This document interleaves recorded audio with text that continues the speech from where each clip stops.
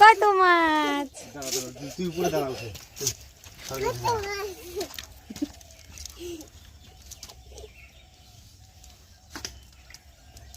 কত মিনিট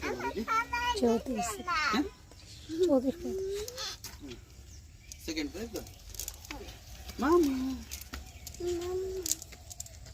জাল ছাড়ানো হলে সবচেয়ে বেশি কষ্ট। আরে বসে পড়াই যায় না, মানে যে একা নিজে জাল ছাড়ায়, নিজে জাল খেপানো, সেই দিন তো কি কষ্ট হয়েছে। বাবারে দেখতাম, ওরে বাবা হাঁপায় হাঁপায় উঠতো। বন্ধ করে দিলাম। দাঁড়া, মাছগুলো তোলো।